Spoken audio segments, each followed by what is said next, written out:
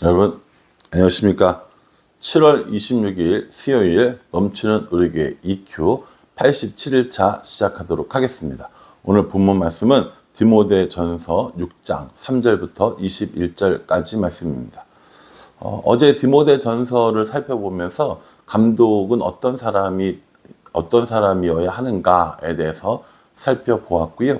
오늘 이제 디모데전서의 이 마지막 결론 부분을 살펴보면 될 것 같습니다. 디모데전서의 결론 부분이 뭐냐라고 물어보신다면 저는 19절이라고 생각합니다. 19절에요. 이것이 장래에 자기를 위하여 좋은 터를 쌓아 참된 생명을 취하는 것이니라. 이렇게 얘기합니다.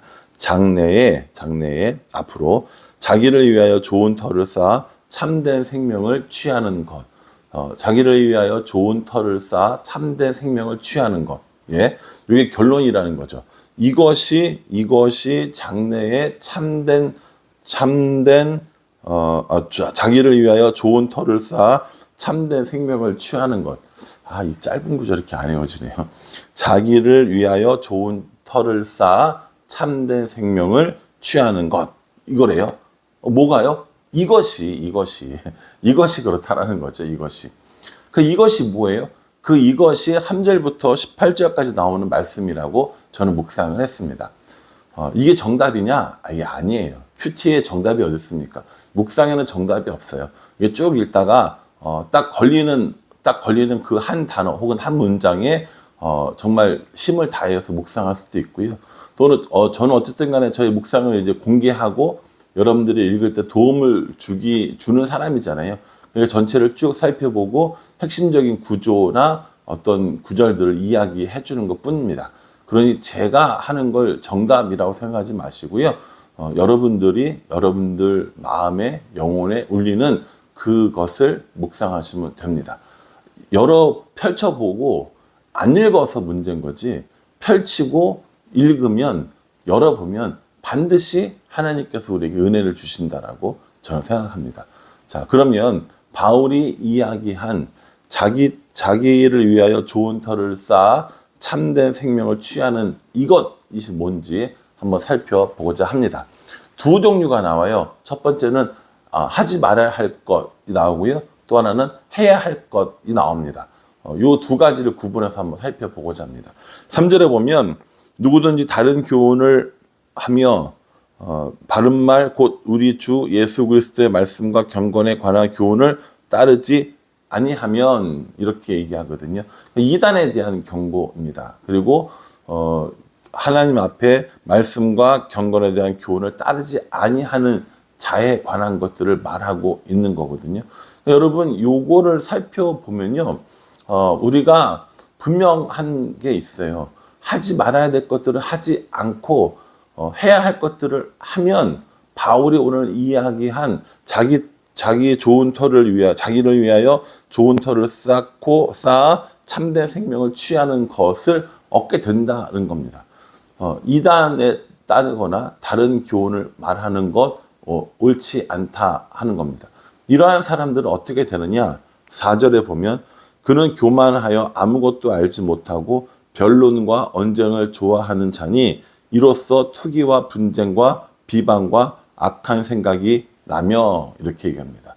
이단을 따르는 사람 혹은 하나님의 말씀과 교훈을 따르지 않는 사람, 그러니까 적극적으로 안 따르는 건 이단들인 거고요. 이단은 아니지만 분명히 말씀과 교훈을 따르지 않는 사람도 있단 말이에요. 그 사람들을 같이 이야기하는 겁니다. 그런 사람들은 교만하여져서 아무것도 알지 못해요. 그런데 변론과 언쟁을 좋아하는 사람이라고 이야기합니다. 5절에는요, 마음이 부패하여지고 진리를 잃어버려 경건을 이익의 방도로 생각하는 자들의 다툼이 일어나느니라. 저는 이 말씀 중에 경건을 이익의 방도로 생각하는 자들의 다툼, 이 말이 마음에 많이 와 닿습니다. 경건을 이익의 방도로 생각하는 대표적인 사람이 누구냐면 바로 저 같은 사람인 거죠. 경건한 모습을 보여주면서 그것으로 이익을 얻으려고 하는 사람, 그럴 가능성이 제일 많은 사람은 아마 우리 교회에서 저일 겁니다. 그러니 경건의 모양은 있는데 경건의 능력은 나타나지 않는, 그리고 경건을 이익의 방도로 생각하면 안 된다라고 이렇게 이야기를 하고 있는 겁니다. 뿐만 아니라 또 뭘 얘기하고 있냐면 10절에 보면은 돈을 사랑함이 일만하게 뿌리가 되나니 이것을 탐내는 자들은 미혹을 받아 믿음에서 떠나 많은 근심으로 자기를 찔렀도다라고 이렇게 이야기를 하고 있습니다. 돈을 사랑하는 거 안 된다는 겁니다. 오해해서는 안 되는 게, 그럼 경제활동도 하지 말아야 합니까? 라고 이야기하는데, 아니요. 그 얘기가 아니라 돈을 사랑하지 말라는 겁니다. 돈에 목숨 걸지 말라는 거예요. 돈에 올인하지 말라는 겁니다. 저는 이제 이 말씀 묵상하면서 돈을 사랑한다는 게 어떤 걸까라고 생각해 보니 예수님께서 말씀해 주신 나를 위하여 쌓는 재물이 생각났습니다. 나를 위해서만 재물을 쌓는 거죠. 나를 위해서 돈을 사랑하는 겁니다. 여러분, 돈이 있으면 그 돈 자체를 사랑하는 건 아니잖아요. 그 지폐와 동전 자체를 보고 사랑해 라고 하는 게 아니라 그 돈을 사용하는 목적을 말하는 거거든요. 돈을 사랑한다는 것은 나를 위해서만 사용하는 것, 나의 유익과 나의 편리를 위해서만 사랑하는 것, 이게 돈을 사랑하는 거라고 저는 생각합니다. 그렇게 사용하지 말라라는 겁니다. 돈을 부정하거나 경제를 부정하는 것이 아니라 나를 위해서만 사용하는, 그것은 잘못되었다라고 이야기하는 거죠. 그럼 무엇을 위해서 사용합니까? 주인을 위해서 사용해야죠.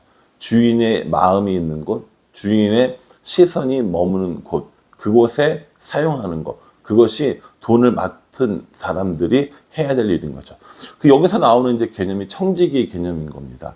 우리는 돈을 관리하는 사람이라는 거예요. 누가 돈을 주셔요? 하나님이 돈을 주시죠. 그러면 그 돈을 관리하면서 내가 필요한 것도 쓰지만 주인이, 그리고 하나님이 기뻐하시는 일에 그 돈을 사용할 줄 아는 것, 그것이 돈을 사랑하지 않는 사람의 모습이라는 겁니다.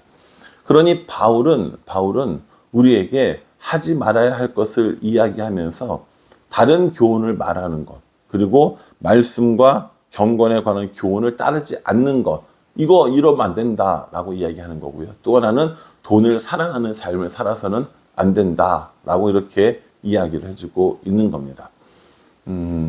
돈에 관해서 이야기하면 우리 되게 민감하잖아요.